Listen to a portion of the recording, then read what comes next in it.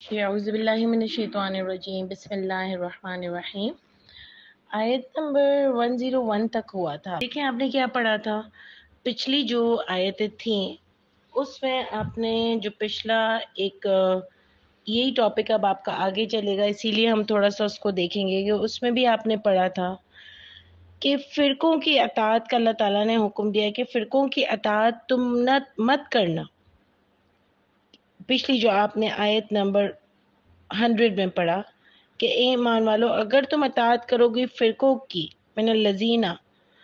उतुल किताब, यानी एक फरीक की बात मान लोगे तो ये तुम्हारे ईमान लाने के बाद तुम्हें काफिर बनाकर छोड़ेंगे। यानी तुम किसी फिरके के साथ अगर जुड़ जाओगे और किताब से अलग हो जाओगे तो फिर तुम्हें ये बनाकर छोड़ेंगे काफिर ईमान लाने के बाद। यानी इस पर आपने सारा एक पूरा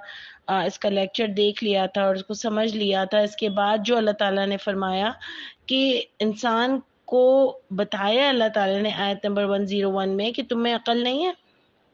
और कैसे तुम कुफ्र कर सकते हो जबकि तुम खुद तिलावत करते हो अल्लाह की किताब की, तो तुम कुफ्र कैसे कर सकते हो। ठीक है ना। यहाँ अल्लाह ताला हमको दोबारा से एक पोजीशन में ला रहे हैं, बता रहे हैं कि ठीक है, अगर सब भी तुम्हारे पीछे लगे हुए हैं और बहुत फिरके फिरकी की बातें हो रही हैं और तुम उस माहौल में हो कि भाई अगर कोई तुमसे पूछे कि तुम कौन से फिरके से ताल्लुक रखते हो, अगर तुम कहो कि मैं मुसलमान हूँ, मेरा किसी फिरके से कोई ताल्लुक नहीं है, तो आपको जबरदस्ती लोग कहलवाएंगे कि फिर भी कुछ तो होगा, किसी के साथ तो होगे। तो अल्लाह फरमाते हैं कि कैसे तुम कुफ्र कर सकते हो ईमान के बाद जबकि तुम पढ़ते हो आयतें अल्लाह की। यानी जिसके पास अल्लाह की आयतें मौजूद हो ना, आप देखो इससे मेरा और आपका कुरान के बारे में अकीदा और मजबूत होता है कि जब हमारे पास कुरान की आयतें हो और हम उसको समझ कर पढ़े ना, तो फिर हमें किसी के भी बहकावे में नहीं आ सकते हम, और ना ही हम आना चाहिए। अगर हम उसको समझदारी से पढ़ें, और अल्लाह ताला भी हमको एक मजबूती दे रहे हैं इस आयत के साथ कि फ़कैफ़ तकफ़ुरूना, कैसे तुम कुफ्र कर सकते हो, व अंतु तुतला अलैकुम आयातुल्लाह, और वो तुम तिलावत करते हो तुम पर आयतें अल्लाह की। अल्लाह की आयतें पढ़ के सुनाई जाती हैं। और वफ़ीकुम रसूल, और तुम्हारे अंदर रसूल हैं, यानी उस वक्त तो रसूल थे, लेकिन आज भी जब तिलावत की जाती है हम पर आयत है, यानी हम सब पर आयत तिलावत की जाती है, और जब हम सब उसको समझ के पढ़ते हैं पढ़ेंगे तो फिर हम कैसे कुफ्र कर सकते हैं। यानी जिसके सामने आयतें वाज़े तौर पर खुल जाए, उसके सामने आयत सामने आ जाए, तो उसको फिर किसी भी ये फिरकों विरकों में जाने की ज़रूरत नहीं है। उसका ईमान वो आयतें इतनी पुख्ता कर देती हैं इंशाअल्लाह ताला कि वो कभी फिर उसके बाद वो कुफ्र की रविश पर नहीं जा सकता, बशर्त ये कि अगर वो आयत कोई अपनी ज़िंदगी बना ले तो। यानी डरता रहेगा अगर कि इतने लोग तो मेरी बात नहीं मान रहे, उतने लोग तो मेरी बात नहीं मान रहे, ये लोग सब भी मेरे अगेंस्ट में जाकर बोल रहे हैं, सारे लोग एक तरफ हो गए हैं। अगर डरता रहेगा ना, तो ये डर जो है ना उसको आयतों पर अमल नहीं करने देगा। लेकिन अगर उसने ये बात सोच ली कि अल्लाह की आयतें ही सब कुछ है और अल्लाह की आयतों का ही क़यामत में मुझे सवाल होगा, और अल्लाह की आयतों से ही मुझे जवाब देना है, और अल्लाह की आयत एक वो वाहिद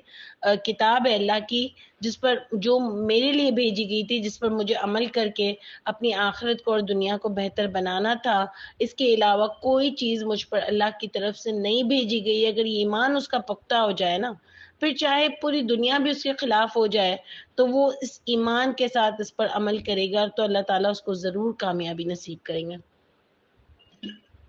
तो आप देखें कि बात हमारी यहाँ से शुरू हुई और आयत आज जो स्टार्ट हो रही है वो है या अय्युहल्लज़ीन आमनू, ए ईमान वालो, इत्तकुल्लाह, डरो अल्लाह से। ठीक है। हक़ तुकाती, जैसा कि हक है उस अल्लाह से डरने का, यानी डरो अल्लाह से जैसा कि हक है उस अल्लाह से डरने का। तो देखिए इत्तकू बहुत सारे मीनिंग में आता है कि डरो अल्लाह से।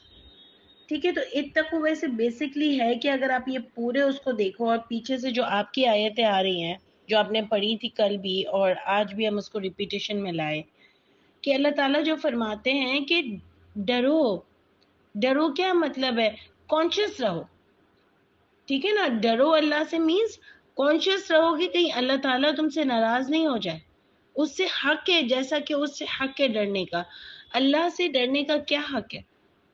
کہ لا الہ الا اللہ، نہیں کوئی معبود سوائے اللہ کے، اللہ ہی میرے معبود ہے، اللہ ہی میرے رب ہے. تو سب سے زیادہ ڈر اگر کسی کا میرے دل میں ہونا چاہیے، کسی کی ناراضگی کا خوف میرے دل میں ہونا چاہیے، کسی کو جواب دینے کی مجھ میں ایک خوف ہونا چاہیے، کسی کے آگے قیامت میں مجھے پیش ہونے کا خوف ہونا چاہیے، تو وہ اللہ کی ذات ہے. دیکھیں میں اور آپ جو ہے نا وہ سب چیزوں سے ڈرتے ہیں. دنیا میں لوگوں سے ڈرتے ہیں کہ ہمارا سٹیٹس لوگ کیا سمجھیں گے. دنیا میں لوگوں سے ڈرتے ہیں کہ کہیں یہ میرے بارے میں کچھ غلط رائے قائم نہ کر لے، میں ان کو کیا منہ دکھاؤں گی. ہم بہت ساری چیزیں ایسی ہیں ہمارے اپنے پرسنل معاملات بھی جو ہم دنیا میں لانا نہیں چاہتے، اور اس میں کوئی غلط بات بھی نہیں ہے، کیونکہ ہم ڈرتے ہیں لوگوں سے، اور ہم نہیں چاہتے کہ کوئی بات ایسی باہر جائے ہماری پرسنل کہ لوگ اس کی 10 باتیں کریں. وہ ٹھیک ہے اپنی جگہ، لیکن دین کے معاملے میں صرف اللہ کی ذات کا ہر معاملے میں ہی ویسے، لیکن دین کے معاملے میں چاہے ہماری بات باہر بھی چلی جائے نا کہ یہ حدیثوں کو نہیں مانتے، تو ہمیں خوف نہیں ہونا چاہیے، کیونکہ اللہ کا حکم ہے کہ اللہ کے بتائے ہوئے رستے پر مجھے اور آپ کو چلنا ہے. اور اللہ سے زیادہ خوف اس میں جو آ رہا ہے نا کہ حق کا تقاتی، جیسا کہ حق ہے اس اللہ سے ڈرنے کا، یعنی اس اللہ سے جتنا سب سے زیادہ وہ اللہ کا ہمارے اوپر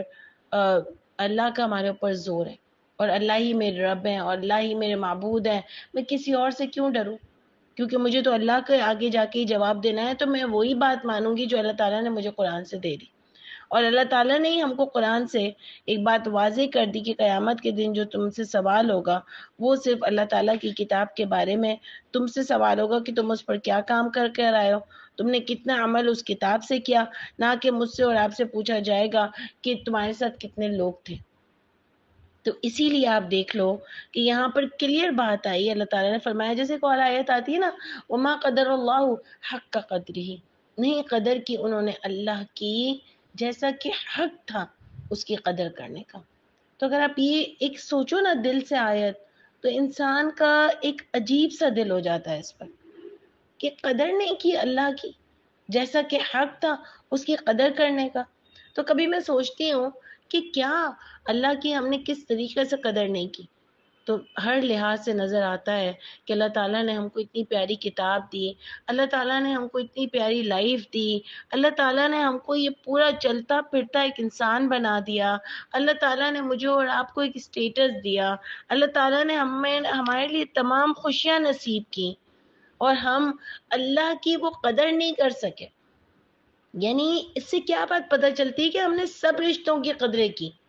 کہ کہیں یہ مجھ سے ناراض نہیں ہو جائے، کہیں وہ مجھ سے ناراض نہیں ہو جائے، اس کا بھی حق ہے مجھ پر، اولاد کے لیے بھی میں اپنی جان کی بازی لگاتی ہوں، میاں کے لیے بھی، ماں باپ کے لیے بھی، سب اچھی چیزیں. لیکن سب سے زیادہ حق تھا اللہ کا مجھ پر اور آپ پر، لیکن ہم نے اس اللہ کی اتنی قدر نہیں کی. آپ سوچو نا میں دن میں کتنی بار سوچتی ہوں، اور کتنی بار میرا دل جو ہے وہ بیٹھ جاتا ہے کہ اگر میں یہ سوچوں کہ اللہ تعالیٰ مجھ سے ناراض تو نہیں ہے. کتنی قدر کی، کیا مجھے اور آپ کو پرواہ رہتی ہے کہ اللہ تعالیٰ مجھ سے راضی ہیں یا نہیں ہے؟ ہم دن میں کتنی بار اللہ کو دکھاتے ہیں، لیکن ہم کو ذرا بھی تکلیف نہیں ہوتی، ہم یوں ہی یہ کرتے ہوئے چیزیں گزر جاتے ہیں، ہم کو احساس بھی نہیں ہوتا کہ میرے اس عمل سے اللہ تعالیٰ مجھ سے کتنا ناراض ہوئے ہوں گے. یہ نہیں قدر ہوتی ہے نا. قدر آپ 1 2 3 4 پہ یہ کہنے کو تو میں کہہ سکتی ہوں کہ اللہ تعالیٰ میں آپ سے بہت پیار کرتی ہوں، لیکن میرے عملوں سے یہ بات میچ نہیں کر رہی ہے. آپ سمجھ رہے ہیں؟ یہ بڑی امپورٹنٹ آیت ہے کہ یہ جو حق کا تقاتی ہی جو ہے اور وما قدر اللہ حق کا، یہ بہت اچھی آیت ہے ہمارے سمجھنے کے لیے، ہمارے اپنے آپ کا ایک طریقے سے محاسبہ کرنے کے لیے بہت اچھی آیت ہے کہ میں کدھر کھڑی ہوں اللہ کی قدر کرنے میں، اور کدھر کھڑی ہوں اللہ سے جیسا کہ اس اللہ سے ڈرنے کا حق تھا. یعنی میں نے اپنی ساری فیلنگز ڈرنے کی اور لوگوں کے لیے بنا لی ہیں، میں دوسروں سے زیادہ ڈرنے لگ گئی ہوں، میں اس دنیا میں زیادہ کھو گئی ہوں، بس اس دنیا میں ہی اپنے اسٹیٹس کو مینٹین کرنا چاہتی ہوں. مجھے کوئی فکر نہیں ہے کہ اللہ کے نزدیک میرا اسٹیٹس کیا ہے، مجھے کوئی فکر نہیں ہے کہ آخرت میں میرا اسٹیٹس کیا ہوگا.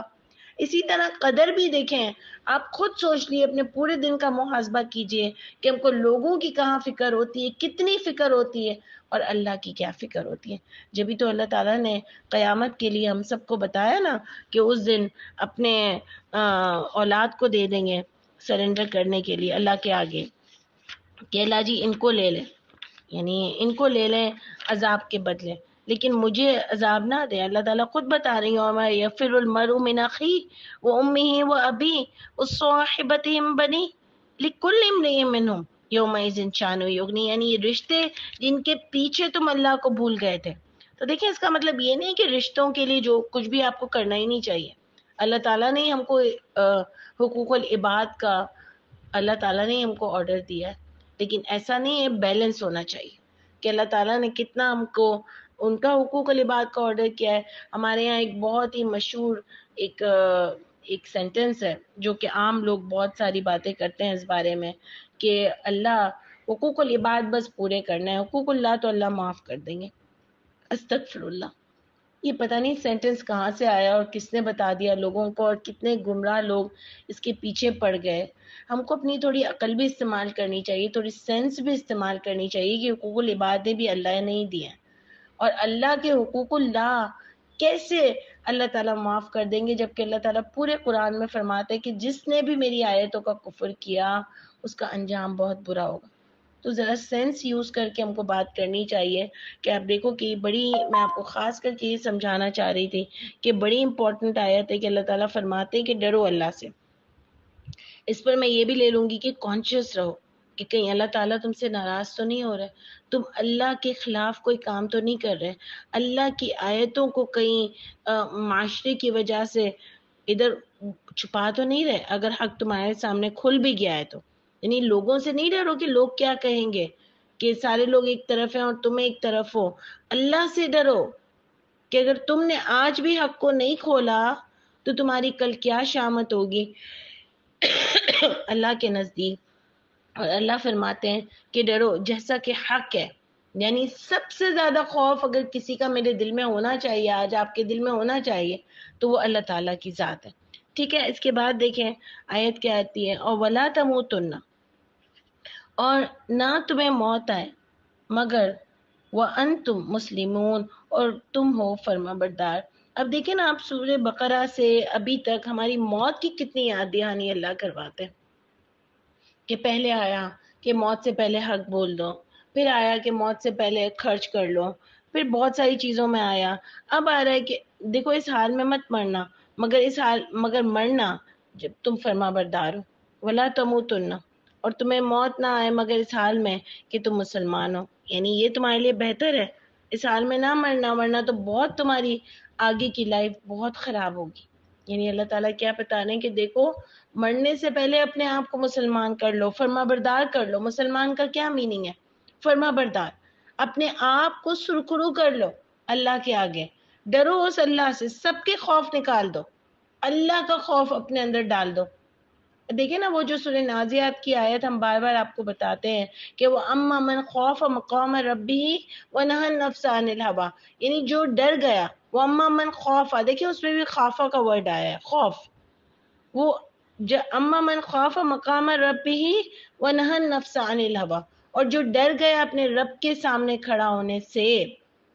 یعنی جو اللہ تعالیٰ کو جواب دینے سے ڈر گیا، تو دنیا میں بھی کانشیس رہے گا نا کہ اگر میں نے یہ غلطی کر لی تو میں اللہ کو کیا جواب دوں گی، اگر میں نے اللہ کو ناراض کر دیا تو میں اللہ کو قیامت کے دن جا کے کیا جواب دوں گی۔ اگر کوئی مجھے بولے کہ یار میری خاطر تم یہ جھوٹ نہیں بول سکتی، نہیں میں نہیں بول سکتی، کیونکہ مجھے ڈر ہے کہ میں مر گئی تو اللہ کو جا کے کیا جواب دوں گی، اور دنیا میں بھی کیا جواب دوں گی۔ تو یہ سارے خوف اللہ کے بہتر ہوتے ہیں۔ ابھی تم حکمت کے ساتھ چپ نہیں رہ سکتی ہو، سب چیزوں میں بڑھ بڑھ کر بولتی چلی جاتی ہو، تو چپ نہیں رہ سکتی ہو، تھوڑا تھوڑا حدیث کو ایسے مان نہیں سکتی ہو، نہیں مان سکتی، کیونکہ میں اللہ کو آگے کیا جواب دوں گی کہ اللہ تعالیٰ میرے اندر اتنی ہمت نہیں تھی کہ میں آپ کا بات لوگوں تک پہنچا سکوں، حق لوگوں تک پہنچا سکوں جو آپ نے میرے لیے کھول دیا۔ تو آپ دیکھو یہ ساری چیزیں اس میں آتی ہیں، اور بڑی امپورٹنٹ آیت ہے کہ اللہ تعالیٰ فرماتے ہیں مرنے سے پہلے فرما بردار بن جاؤ، یعنی مرنے کے بعد کچھ بھی نہیں پہنچنے والا،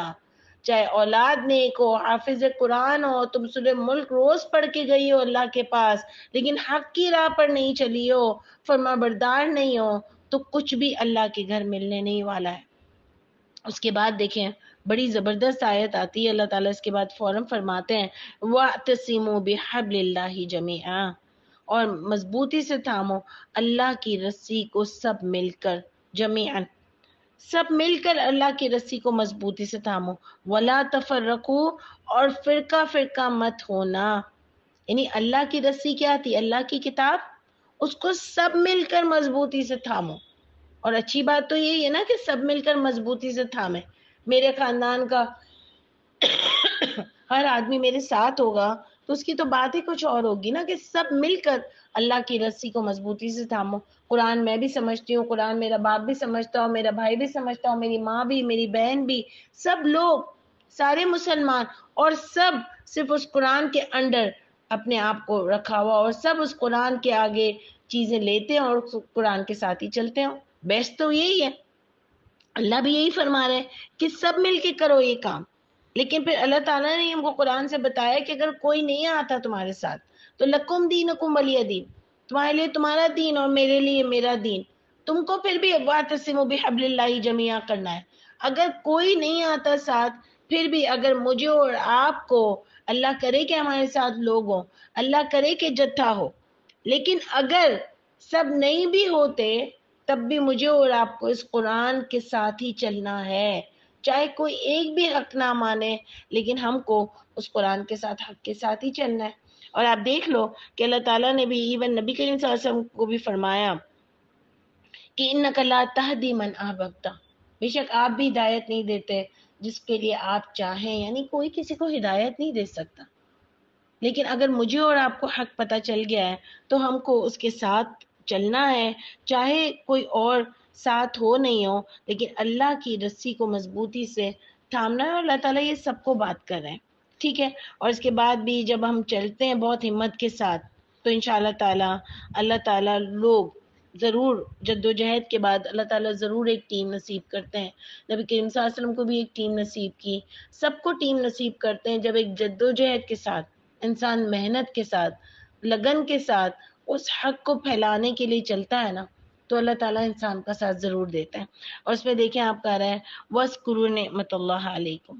اور یاد کرو اللہ کی نعمتوں کو تم پر، اور یاد کرو اللہ کی نعمتوں کو تم پر، اِذْ كُنْتُمْ أَعْدَاءً، جب تم دشمن تھے، فَأَلَّفَ بَيْنَ قُلُوبِهِمْ، پس الفت ڈال دی درمیان تمہارے دلوں میں، وَأَصْبَحْتُمْ، اور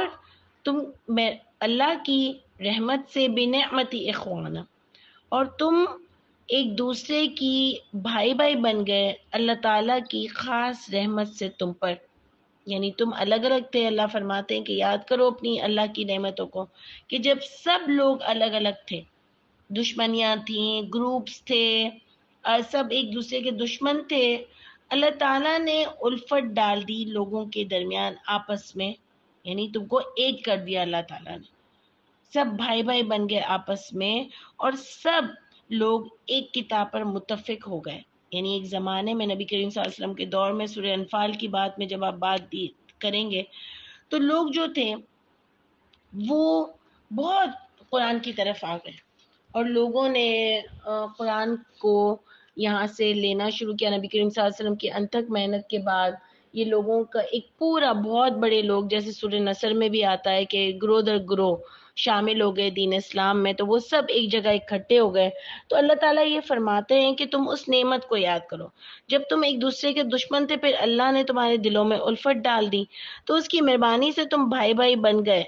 اور تم آگ کے گڑھے کے کنارے پر تھے، وَكُنْتُمْ عَلَى شَفَا حُفْرَةٍ مِّنَ النَّارِ، اور تم تھے گڑھے پر آگ کے کنارے کے،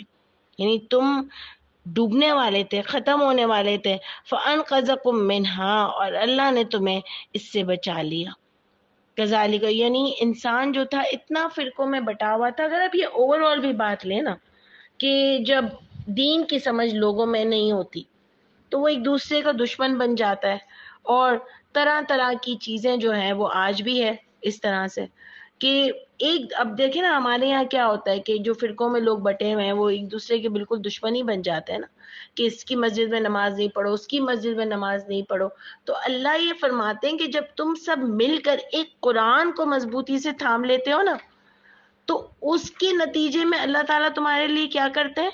اللہ تعالیٰ تم سب کو آپس میں بھائی بھائی بنا دیتے ہیں. اور جب تم یہ فرقوں کو لے کر اپنی مرضی کی باتیں بیچ میں لے آتے ہو نا اللہ کی کتاب کے آگے، اور یہ فرقوں میں بٹ جاتے ہو، اپنی طرف سے چیزیں اللہ کی کتاب میں انوالو کر لیتے ہو، اللہ کے دین میں انوالو کر لیتے ہو، تو تمہاری بہت بری حالت ہوتی ہے. یعنی آگ کے گڑھے کے کنارے پر تھے، یعنی اس پر میں آپ کو یہ کہوں گی کہ آگ کے گڑھے کے کنارے پر یعنی برباد ہوتے ہوئے تھے،